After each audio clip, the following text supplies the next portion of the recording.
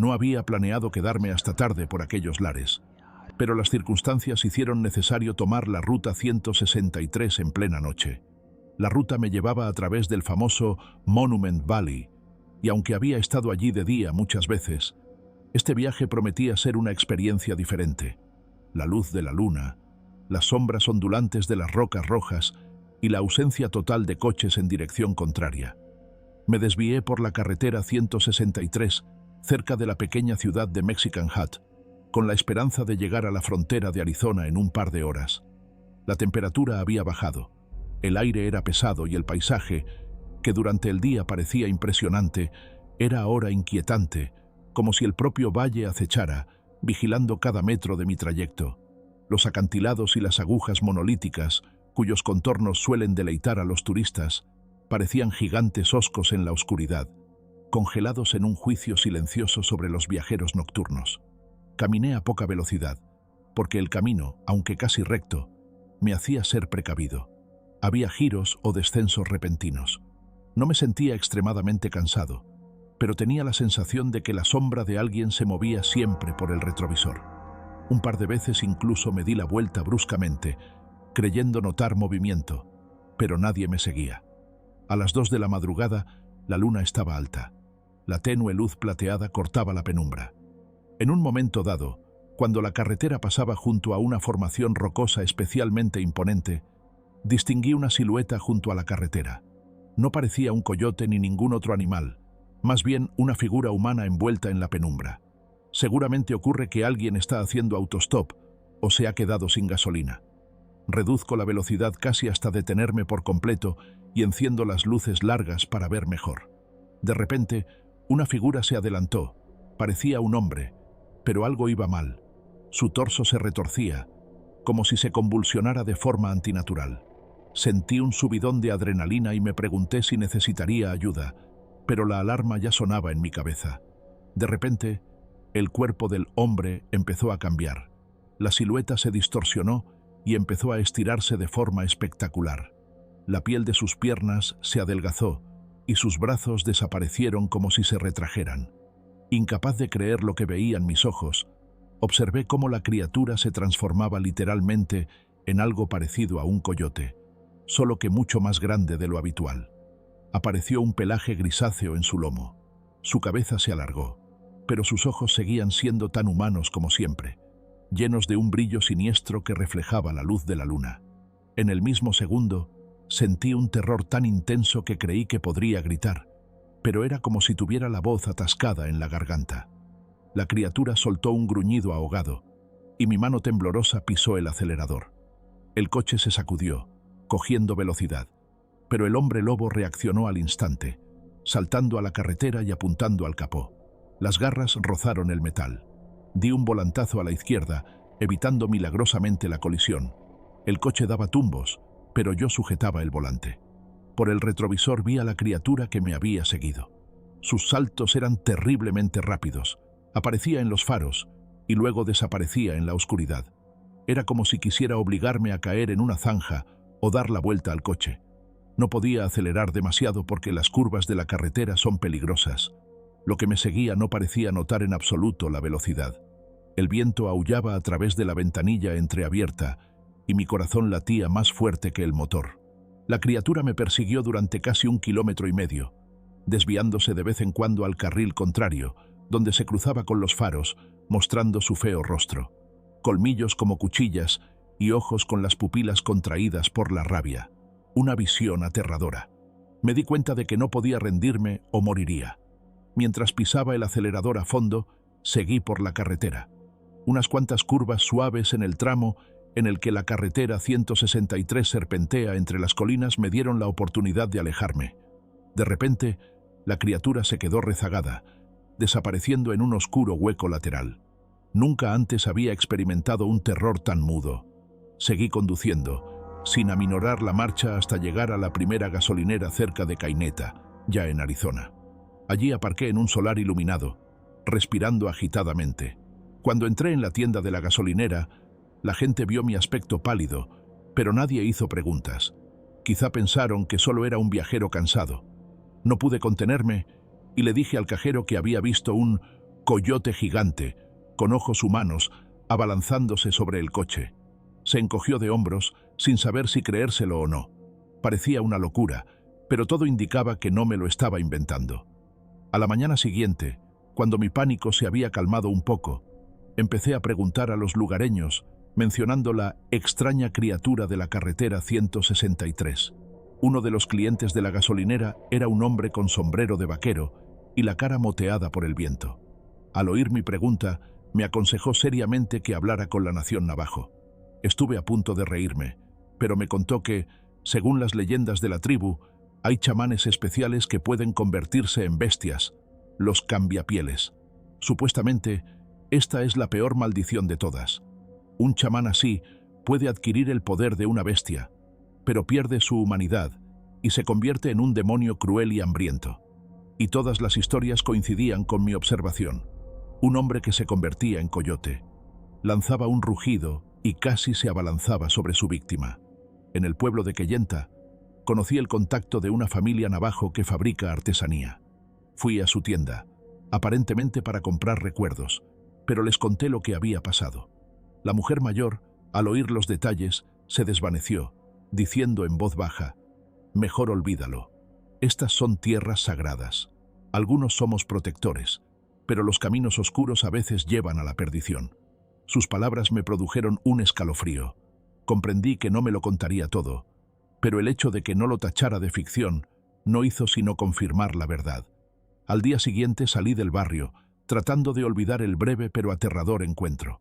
Sin embargo, mientras conducía de vuelta por la ruta 160 hacia el este, durante la noche tuve pesadillas de una enorme bestia con ojos humanos que corría por el arcén de la carretera. Al despertarme en un motel, recordé haberlo visto todo con claridad en la ruta 163. Más tarde se lo conté a mis conocidos. Casi nadie creyó en serio, pero en mi interior quedó la huella de que los cambiapieles, sobre los que circulan tantos rumores, son reales. Quizá rara vez se muestran a los viajeros, pero aquella noche vi uno en su manifestación más aterradora. Han pasado meses desde entonces. Cada vez que veo uno en algún documental sobre leyendas navajo o leo artículos sobre cambiapieles, me ronda por la cabeza el pensamiento: me encontré cara a cara con uno, ¿verdad? Mi coche aún lleva arañazos en el lateral. Podría decirse que arañazos normales en la pintura que no me molesté en quitar como recordatorio. Aún así, intento no entrar en detalles delante de gente que no lo entendería. Solo advierto a mis colegas entusiastas que conduzcan de noche en el desierto de Utah y Arizona, especialmente cerca de la Reserva Navajo. Puede parecer un prejuicio, pero es mejor evitarlo.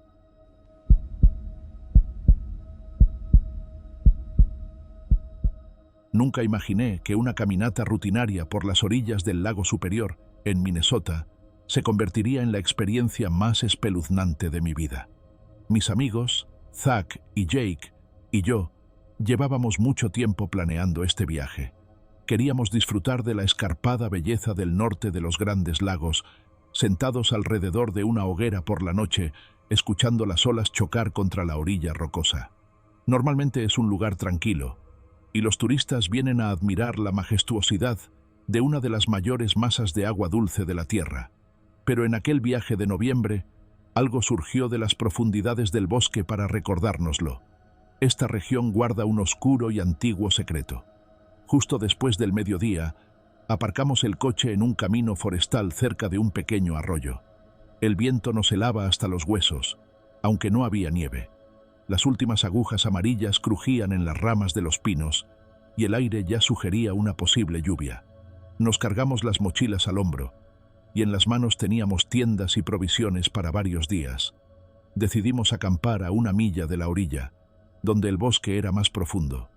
El sendero seguía una línea serpenteante entre matorrales de coníferas y una empinada caída hacia el agua. A medida que nos adentrábamos, nos dimos cuenta de que casi no había señal en nuestros teléfonos. Pero eso no nos molestó, ya que queríamos soledad. Tras caminar un par de horas, dimos con un acogedor claro, protegido del fuerte viento por los pinos. Cerca había un arroyo que desembocaba en el lago. El lugar parecía ideal. Intentamos ser cuidadosos. Pusimos nuestras tiendas en un lugar llano, atando el toldo para protegernos de la posible lluvia. Tras un breve descanso, calentamos sopa de lata y nos acomodamos junto a un pequeño fuego. El crepúsculo descendió rápidamente y empezó a oscurecer poco antes de las 6:30. El resplandor de la puesta de sol sobre el agua era fascinante. Ninguno de nosotros sospechaba que algo ominoso nos molestaría en las profundidades de la noche. Hacia las 10 de la noche, el cielo se había oscurecido por fin. El fuego se apagaba dejando cálidas brasas. Fuimos a nuestras tiendas y cada uno se metió en su saco de dormir. El bosque estaba tranquilo. Solo el viento silbaba ligeramente entre las ramas. Pasaron las 11:30 en silencio y parecía que el sueño sería profundo.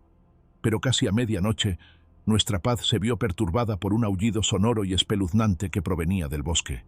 Al principio pensé que era un coyote o un lobo, pero era un sonido diferente, bajo, persistente, como si fuera un anhelo agónico. Un malestar se apoderó de mí. Me levanté y salí a 4 patas de la tienda para ver si había un animal grande. A la luz de la luna solo se veían troncos y arbustos secos entre los pinos. De repente, un susurro o un murmullo en un idioma desconocido llegó desde algún lugar muy cercano. Las densas agujas de los pinos amortiguaban las palabras. Me esforcé por oír, con el corazón latiéndome con fuerza. Zack y Jake también habían salido de sus tiendas y miraban a su alrededor con temor. La noche era más cálida de lo normal y el aire parecía electrizado. De repente, una figura surgió de entre las sombras, al borde de la luz de la luna. Mi mirada se clavó en ella. Era alta, delgada, con extremidades desproporcionadamente largas, y toda su piel o pelaje, era difícil saberlo, tenía un tinte grisáceo.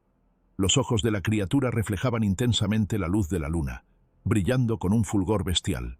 La criatura siseó y emitió un nuevo sonido parecido a un rasguño. Me paralicé al darme cuenta de que no era un lobo, ni un oso, ni ninguna bestia conocida.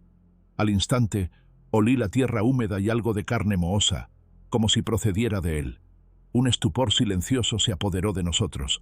Entonces tensó las patas y pareció hacer un pequeño amago de avanzar. Nos levantamos unánimemente de nuestros asientos, corriendo hacia el coche presas del pánico, olvidando nuestras pertenencias y el fuego. El bosque parecía cobrar vida, el crujido de las ramas, el susurro bajo los pies, pero lo más fuerte de todo era el latido de la sangre en nuestros oídos.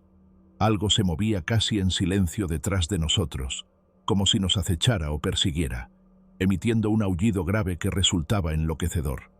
Pasaron unos 5 minutos de carrera frenética antes de que viéramos un hueco donde debería estar nuestro coche. Me atormentaba el miedo. ¿Y si esta criatura nos alcanzaba, nos agarraba? Pero llegamos al lugar y con manos temblorosas abrimos las puertas. Cuando arranqué el motor, los faros iluminaron la vegetación. Una sombra destelló en las profundidades del bosque, como si una figura se hubiera agachado, evitando la luz. Sin dudarlo un instante, salimos del bordillo. Entramos en la carretera comarcal y aceleramos hacia la autopista. El corazón aún nos latía con fuerza en los oídos y el bosque quedaba atrás, desgarrándonos la mente con el pensamiento de lo que habría ocurrido si nos hubiera alcanzado. Era por la mañana cuando nos detuvimos en un pueblo cercano a Duluth y conseguimos una habitación en un motel de carretera. 3 tipos exhaustos, pálidos como fantasmas. Preguntaron al encargado de noche si había algo inusual en el bosque, pero solo se encogió de hombros. ¿Quizá han visto un coyote? Miramos hacia atrás. No. Lo que vimos no podía ser un coyote. Una silueta demasiado alta, claramente bípeda. De todos modos, no pudimos dormir. La imagen de la criatura de piel grisácea permanecía ante nuestros ojos. Un par de días después, hicimos un tímido intento de volver a por nuestro equipo, pero no nos atrevimos a adentrarnos en la parte del bosque donde habíamos acampado. Algunos de nuestros conocidos accedieron a ayudarnos, aunque sin muchas ganas. Condujimos hasta el recodo del sendero, pero cuando llegamos al borde del mismo, nos pareció que el aire estaba estancado y no se oía nada de la vida salvaje. Nunca encontramos nuestras cosas. Era como si la propia naturaleza se hubiera tragado la tienda y la chimenea. Eso nos asustó aún más.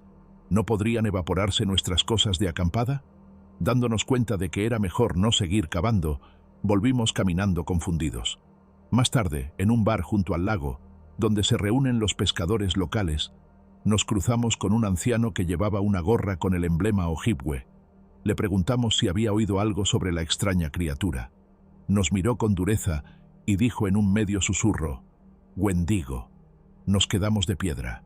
¿Wendigo? Solo habíamos oído leyendas que decían que era un espíritu del hambre y la furia invernal, propio de la mitología de los pueblos del norte. El anciano asintió con gravedad. Habita en los bosques y lagos de las tierras del norte, dando caza a quienes se atreven a adentrarse demasiado en sus dominios. Según él, el Wendigo es alto, enjuto, de piel gris y ojos salvajes y ardientes. No existe una explicación precisa de la naturaleza de esta criatura, pero todo el mundo creía que la aparición del Wendigo presagiaba problemas, hambre o desgracia. Los comparamos. Todo encajaba. En el fondo, me sentía incómodo. Una cosa eran las leyendas y otra un encuentro personal. No teníamos dudas, pero la historia del anciano confirmó nuestros temores. Efectivamente, algo acechaba en estos bosques. Sugirió no contar la historia públicamente, para no atraer a los curiosos al lugar, que podrían pagar el precio. Las ganas de gritar sobre el peligro y el miedo a que nos consideraran locos luchaban en nuestras almas. Volvimos a casa, aún conmocionados por lo ocurrido. Recordábamos los detalles: el crujido de las ramas, el resplandor de los rayos de luna sobre la piel gris del monstruo, el aullido sonoro en un idioma desconocido. Los sueños nos perseguían. Cada vez me veía deambulando por el mismo bosque, oyendo susurros y una criatura delgada que se cernía tras los árboles. Pronto los temblores de pánico se hicieron menos inquietantes, pero la sensación de que podría haber un Wendigo en las profundidades de los bosques del norte nunca nos abandonó. Cada vez que se habla del Tour de Minnesota en la empresa, me quedo automáticamente helado. Meses después, nunca volvimos a hacer senderismo en toda regla por allí. Tuvimos que comprar material de senderismo nuevo porque el viejo había desaparecido sin dejar rastro. Pero no se trata de perder cosas. El miedo a adentrarse en esos árboles a partir de ahora es insuperable. Tal vez no dé la cara si no tocas su territorio. O tal vez vague por toda la orilla norte del lago superior, buscando a quien atrapar. Nunca hemos hablado públicamente a nadie del Wendigo, pero siempre advertimos a los viajeros que conocemos que se alejen de los caminos trillados, que no acampen en medio de ninguna parte. Seguro que algunos se reirían, nos considerarían alarmistas, pero deberíamos recordar esa mirada, cuando los ojos reflejan la luz de la luna. Y queda claro, no es un oso, ni un lobo, ni un hombre, sino algo mucho más viejo y hambriento. No hay rifle de caza que pueda salvarlo si decide atacar. Así que vivimos sabiendo que las leyendas del Wendigo no son solo folclore, sino una advertencia. La espesura de los bosques y las costas rocosas del Gran Lago guardan un secreto que podría destruir a los descuidados. Y si alguien decide ir allí de noche, atraído por el romanticismo de los paisajes septentrionales, que recuerde, ¿y si en las profundidades de la ramificada oscuridad le sale al encuentro la mismísima criatura que emite un terrible aullido y habla un idioma incomprensible? Nuestra experiencia solo nos da un consejo: correr sin mirar atrás, para que no sea demasiado tarde.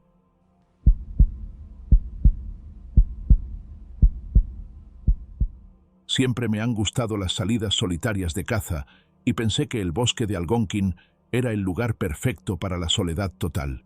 Aquella temporada alquilé una modesta cabaña en el límite del parque, cerca de uno de los brazos del río Madawaska.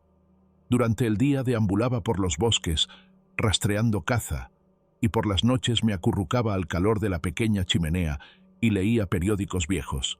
Por lo general, todo transcurría tranquila y sosegadamente, pero un día ocurrió algo que no puedo quitarme de la cabeza. El 7º día de mi estancia, el tiempo empeoró. Había nevado en húmedo por la mañana, la caza no iba bien y regresé a la cabaña al anochecer. Todo aullaba. Los copos de nieve se esparcían por el suelo y crujían en los densos pinos. Al anochecer, el viento no había hecho más que aumentar. Cerré bien las contraventanas, encendí la chimenea y tras una modesta cena, me tumbé en el estrecho catre. Pensé que me dormiría con el sonido del viento, pero el sueño no llegó. Hacia medianoche oí claramente que alguien me llamaba por mi nombre. Al principio creí que lo estaba imaginando, pero la llamada se repitió, clara y silenciosa, y la voz me resultaba inquietantemente familiar. Pero no había nadie. Me levanté, sintiendo que la ansiedad aumentaba en mi interior. Abrí la puerta y miré hacia afuera. Las sombras ondulaban entre los pinos a la luz de la luna. La nieve caía en copos, y la voz seguía llamándome por mi nombre, como si procediera de la propia espesura. Mi mente interior me dijo: «No vayas, algo va mal». Pero la curiosidad y la preocupación por una posible persona perdida se impusieron. Me puse la chaqueta, cogí la linterna y salí. El aire era hirviente y me caían copos de nieve en la cara. La voz seguía sonando, más cercana ahora, larga y extrañamente fría, sin la entonación habitual, como un susurro mecánico. Al acercarme al linde del bosque, me sobresalté al ver una silueta entre los árboles. Me pareció que estaba de pie, con la espalda encorvada. ¿Va todo bien?», quise gritar, pero no me atreví. Se detuvo a unos pasos. La luz de la linterna vagaba por el tronco empolvado de los pinos. La criatura se dio la vuelta. El haz de luz de la linterna reveló un perfil delgado, costillas salientes, brazos largos como piel estirada sobre huesos. Su rostro era como un cráneo reseco, con huecos donde deberían estar sus mejillas, y sus labios casi habían desaparecido. Sus ojos reflejaban una luz plateada que me hizo jadear de horror. Lentamente dio un paso adelante, como si no estuviera seguro de cómo desplazar su peso sobre sus largas patas. Retrocedí, sintiendo un nudo helado en mi interior. La criatura seguía repitiendo mi nombre, pero ahora sonaba ronco, distorsionado. Lo supe al instante. No era humano. Más tarde supe que los ancianos Ojibwe lo llamaban Wendigo, un espíritu de hambre eterna que se aprovecha de los viajeros solitarios. Pero en ese momento, el único pensamiento fue: «Corre». La criatura ladeó la cabeza, extendió un brazo como señalándome. Un segundo de retraso podría haber sido fatal, y me apresuré a volver a la cabaña. Pero vino a por mí, abalanzándose sobre la nieve tan silenciosamente como un depredador. Con un latido frenético llegué a la puerta, entré volando y eché el cerrojo. Al instante apagué la lámpara y me escondí detrás de la mesa, temiendo que entrara a la fuerza. Desde detrás de la pared oí un tintineante olfateo, como si algo estuviera rodeando la cabaña, raspando con sus garras los troncos. Un miedo animal surgió en mi mente. ¿Me salvaría una puerta cerrada de semejante criatura? Los minutos pasaban y sentía que el corazón se me iba a salir del pecho. Sentía que si se abría paso, no sobreviviría. Pero, para mi alivio, al cabo de un rato los arañazos cesaron y la voz se silenció. No me atrevía a asomarme, así que me quedé sentada en la oscuridad total hasta que amaneció, escuchando solo de vez en cuando, todavía estremeciéndome con cada crujido. Al amanecer, cuando la tenue luz tras los árboles se había apagado, me recompuse con el tacto. Salí y encontré una cadena de huellas profundas en la nieve. Salían de la parte trasera de la cabaña y desaparecían en dirección al bosque. La forma era antinatural, como si fueran patas de garrote, pies enormes. Ninguna bestia familiar deja huellas así. Se me apretó el corazón al pensar en lo real que era esta entidad. No podía quedarme allí otra noche. Cogí mi rifle y mis pertenencias básicas, subí al coche y me marché, a pesar de las posesiones que había dejado atrás. Más tarde, conduciendo por un pueblo cercano al parque Algonquin, entré en una pequeña tienda donde conocí a un anciano metis canadiense, a juzgar por su atuendo, probablemente Ojibwe. Se dio cuenta de mi inquietud, y cuando mencioné a la criatura gris y flaca, el hombre asintió en silencio. «Wendigo», dijo, pasándose la mano por la cabeza como para indicar su estatura. Según las leyendas, el Wendigo es un hombre maldito por el hambre, que vive en los bosques del norte. Succiona el calor del alma y persigue a quien se adentra demasiado. Sentí frío por dentro porque las descripciones chocaban con lo que había visto. No se lo conté a todo el mundo. La mayoría de la gente no lo creería. Lo tacharían de alucinación o de mal tiempo. Pero yo sé que he encontrado algo más allá de los animales ordinarios. Ahora que estoy lejos de aquellos bosques, a veces me despierto por la noche con la sensación de que aquella criatura flaca sigue de pie junto a mi ventana, llamándome por mi nombre. Y aunque el ajetreo de la ciudad puede distraerme, pienso en los bosques del lago superior y vuelvo a estremecerme. Quizá el viejo cuento Ojibwe del Wendigo no sea un cuento de hadas.